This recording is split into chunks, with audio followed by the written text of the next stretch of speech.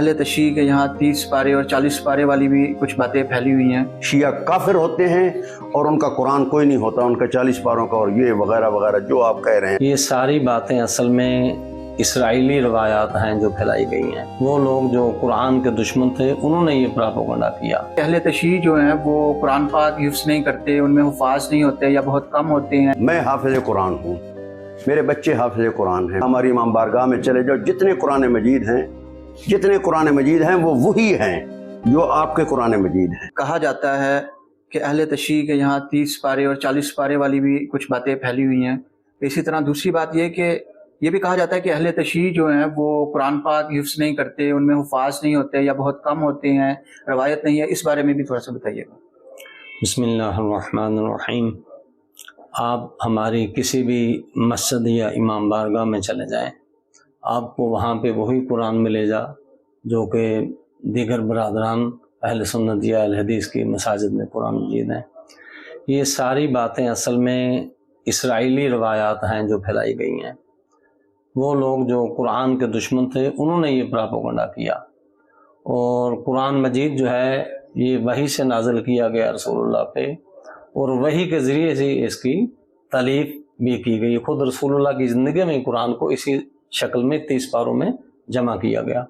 30 پاروں میں جو جمع کیا گیا وہ اس لیے کہ مہینے کے 30 دن ہوتے ہیں، تاکہ اگر مسلمان روزانہ ایک پارے کی بھی تلاوت کریں تو مہینے میں ایک قرآن جو ہے وہ اس کا ختم ہو جائے گا اور مسلمانوں کا قرآن سے رابطہ رہے گا۔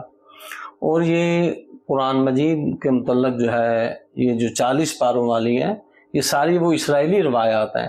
قرآن کے 30 پارے ہیں اور 7 اس کی منازل ہیں، اور 6348 جو ہے وہ قرآن مجید کی کل آیات ہیں۔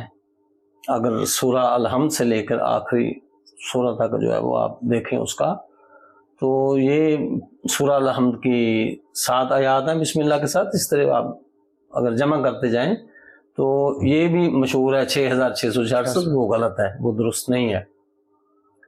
6348 آیات ہیں قرآن مجید کی بسم اللہ کو شامل کر کے، اور قرآن کے 30 پارے ہیں، 40 پارے والی بات جو ہے وہ غلط ہے۔ دوسرا یہ کہ قرآن مجید کے حفاظ جس طرح کہ اصل میں شیعوں نے چونکہ تراویح نہیں پڑھنی ہوتی، ویسے قرآن کو حفظ کیا جاتا ہے، اور جیسے حفاظ قرآن شیعوں میں ہیں وہ اہل سنت میں بھی ایسے نہیں ہیں۔ آپ نے کئی جگہ پہ وہ پروگرام بھی دیکھے ہوں گے، نیٹ پہ بھی ہیں وہ پروگرام، کہ وہ آگے سے آپ سوالات کرنا شروع کر دیں، ہر صفحے کی پہلی آیات مسلسل پڑھتے جائیں گے، آگے والے صفحے کی پہلی، اس کے بعد والے کی، اس طرح آخری آیت کو، اسی طرح آگے تک جو ہے وہ تو اچھے طریقے سے جو قرآن مجید کو حفظ کرایا جا رہا ہے انقلاب ایران کے بعد۔ میں خود حافظ قرآن ہوں، بار بار یہ لفظ میں استعمال کر رہا ہوں، مجھے فخر ہے۔ وہی 30 پارے ہیں۔ ہمارا ایک حادثہ ہوا تھا ڈیرہ اسماعیل خان میں، اس فضل حق گورنر کے دور میں، وہاں ہمارا جلوس نہیں نکالنے دیا گیا۔ نئے نئے قائد بنے تھے، قائد ملت جعفری علامہ ساجد علی نقوی، تازہ انہوں نے اعلان کیا تھا میں نے محمد میں قربان کر دوں گا لیکن یہ جلوس نکلواؤں گا۔ وہاں پر ہر روز مجلس ہوتی تھی جلوس کے انتظار میں، آخری دن ہم نکالیں گے۔ اس میں ہمارا قافلہ بھی گیا۔ میرا ایک شاگرد تھا عاصم جعفری اس کا نام ہے، آج کل لندن میں ہے قم سے پڑھنے کے بعد، وہ ساتھ تھا۔ ہم جب وہاں پہنچے ڈیرہ اسماعیل خان اس نہر کے اوپر کوٹلہ جام کے ساتھ، وہاں تلاشی لی گئی، ہماری تلاشی لی گئی، ہمیں اندر نہیں جانے دیا گیا۔ ہمارا جو بچہ تھا وہ سائڈ سے ہو کے ادھر کھڑا ہو گیا، جن کی تلاشی ہو چکی تھی، بس چلی اس میں بیٹھ کر آگے چلا گیا۔ پل پہ جا کے پہنچا تو وہ اترا تو امام بارگاہ میں جانے کے لیے چنگٹی اور جو رکشہ جو بنا ہوتا ہے سائیکل رکشہ، ارشد علوی صاحب جناب فاروق آباد صاحب، بہت توجہ والی گل، اعظم نقوی صاحب، اس نے وہ چنگٹی پہ بیٹھا، اکیلا لے کے وہ چل پڑا۔ اس نے کہا جی سواری بٹھا لو، میرے پاس زیادہ پیسے، کوئی حرج نہیں ہے، سیدھا تھانے لے کر گیا۔ تھانے جب پہنچا تو انہوں نے کہا لو جی اپنی سواری۔ ان کو آرڈر تھا جو امام بارگاہ میں احتجاج کے لیے پنجاب سے آ رہا ہے اسے گرفتار کیا جائے۔ جو کام کی بات، آپ کے سوال کا جواب یہ ہے کہ وہ ہو گیا جیل میں۔ جیل میں جانے کے بعد وہاں پر ایک آدمی کی ڈپٹی لگی، اس ڈپٹی کو جو پولیس والا تھا وہ چلاس کا رہنے والا تھا۔ उसने कहा पता नहीं मैंने कितने दिन रहना है, कोई छुड़ाने आएगा या नहीं आएगा। उसने पुलिस वाले को कहा यार मेहरबानी कर, मैंने पता नहीं कितने दिन रहना है, मुझे कुरान मजीद तो ला दो। वो पीछे हट के कहता है तुम्हें कुरान मजीद ला के दूं? ने कहा मुझे कुरान मजीद ला के दो। तुम शिया नहीं हो? ने कहा मैं शिया हूं।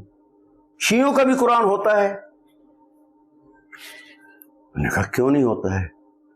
झूठ ना बोलो, शिया काफिर होते हैं और उनका कुरान कोई नहीं होता, उनका 40 पारों का और ये वगैरह वगैरह जो आप कह रहे हैं ऐसे। उसके ज़हन में पूरा तसव्वुर था। उन्होंने कहा नहीं हमारा होता है। उन्होंने कहा कहाँ होता है?